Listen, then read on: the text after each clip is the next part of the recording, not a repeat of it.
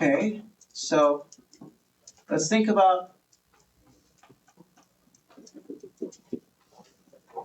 volume of a sphere of radius r. Okay.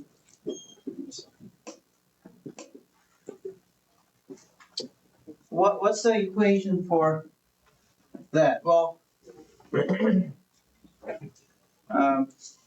see, if you're trying to integrate using spherical coordinate system, you have to think of it as like trying to fill this space using radial lines from the origin, right? So you can see that rho goes from where to where?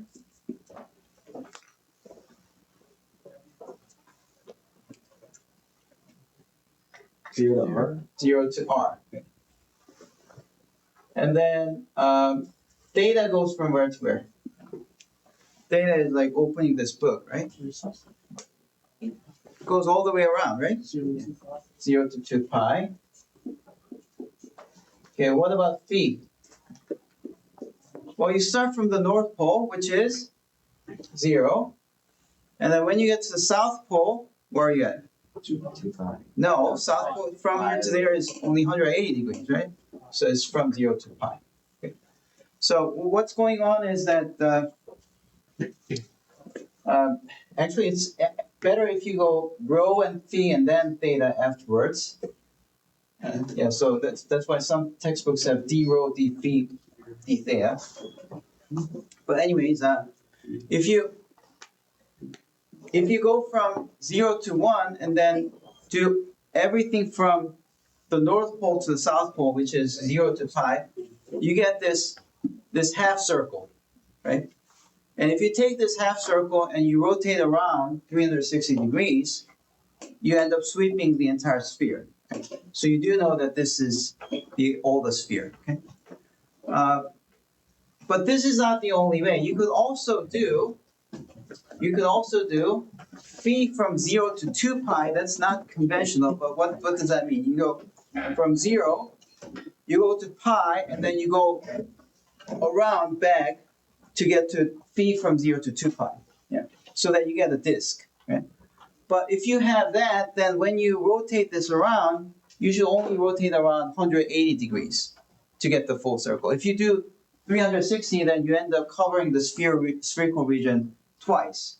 So you get double the volume. That's not what you want. So you have two choices, either this one or move the 2 down here. So theta is between 0 to pi and phi is between 0 to 2 pi. Either one would work, but this is more conventional because usually people only let the phi go from 0 to pi. Okay? All right, so, and then because we're trying to find the volume, what are we integrating? To get the volume. So volume and mass are the same when the density is equal to?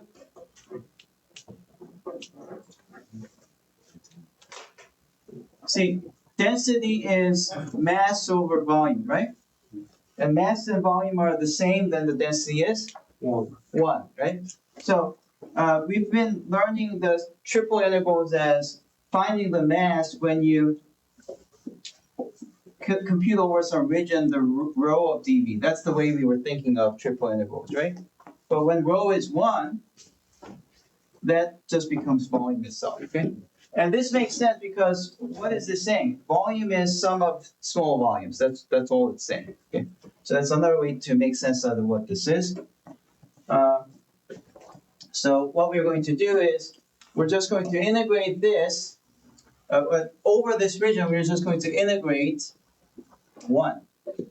So 1 dV, and that's going to be 1 times dV is same as rho squared sine phi, d rho, d theta, d phi, right? So that's something that we learned, that this is equal to dV. We learned last time. And then rho goes from 0 to r, theta goes from 0 to 2 pi, and phi goes from 0 to pi. That's what we have to integrate, okay? Now let's do the calculation. Rho squared d rho is 1/3 rho to the third, right? Okay, and then sine phi. Okay, and then there's another thing that I forgot to say. If you're doing the 0 through 2 pi, you have to be a little careful that you need an absolute value around sine phi. Okay, good. So don't do that. Don't put the 2 over here. That's going to be a bad idea. Okay? So there's something about having a negative value and stuff like that. This thing becomes negative when phi is above pi, and you're integrating something that's negative, so it's not going to give you the positive volume. Okay, so that does create some problems there. Okay, all right. But anyways, we're fine. Phi is between 0 to pi, so it's fine. Okay, and then we're plugging in r and 0. We still have to do d theta and d phi. Integrate from 0 to 2 pi. 0 to pi. Okay. So that's going to give you 1/3 r cubed sine phi.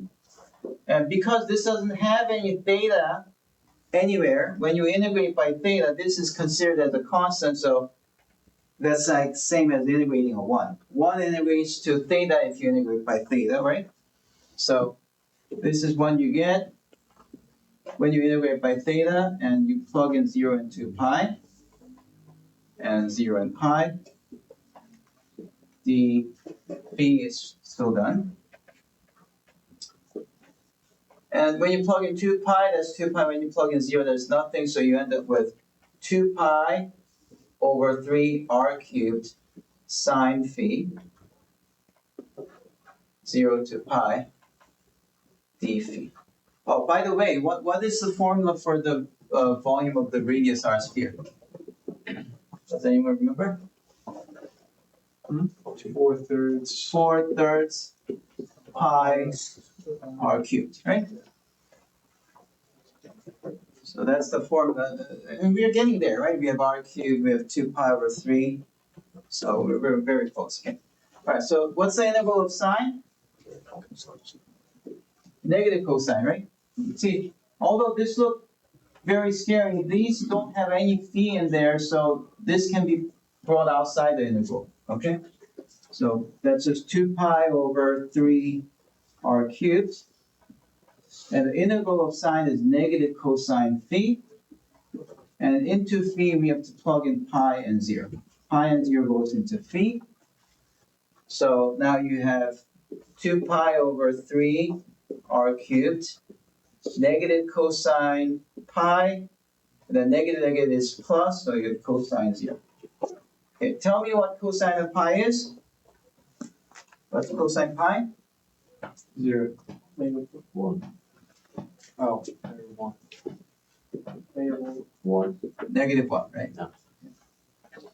That's the graph of cosine, right? Yeah, I assume you memorize this. So cosine pi is -1, cosine 0 is 1. Right? So you have -1 for this value, cosine 0 is 1, -1 is +1, so you have 1 plus 1, which is 2. 2 times this, you get 4 pi over 3 r cubed. Exactly as written in the books, okay? Now, just one more comment though.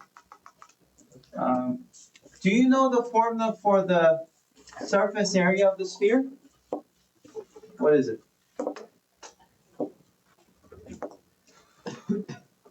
Is it the derivative? Yeah, it's a derivative. If you differentiate 4 pi r squared.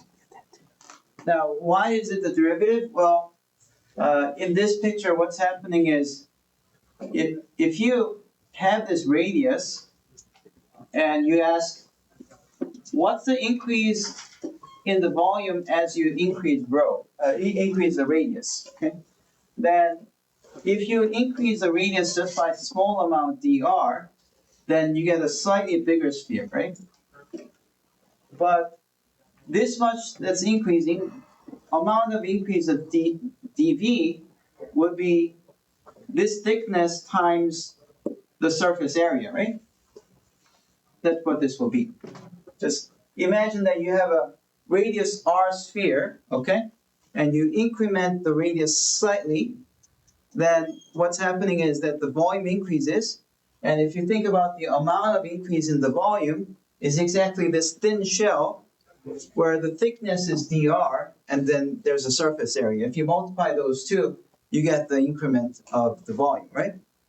So that gives you the surface area. So that's how you get the surface area of the sphere. You can just simply differentiate this to get that. All right? And that's also same for circles as well. See, what's the area of a disk? Pi r squared. Pi r squared, right? Now, what's the circumference? Everyone knows that's 2 pi r, right? Did you know that if you differentiate pi r squared, you get the circumference? 2 comes down, right? So it's 2 pi r. For the same exact reason, if the radius increases by dr, just tiny amount, then the increment of the area is dr times the circumference. So that's why you get that, okay? Now, not all things satisfy this. For example, if you have, say, something like a box, then the relationship between the, oh, is it? Box says,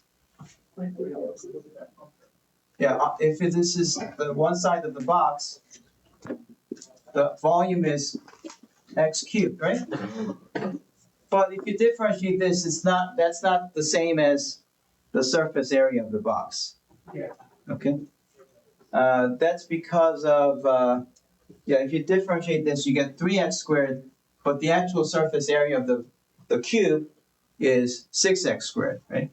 So there's a discrepancy, and the reason for that is because if you're incrementing this x, it actually increments in both ways, right? So,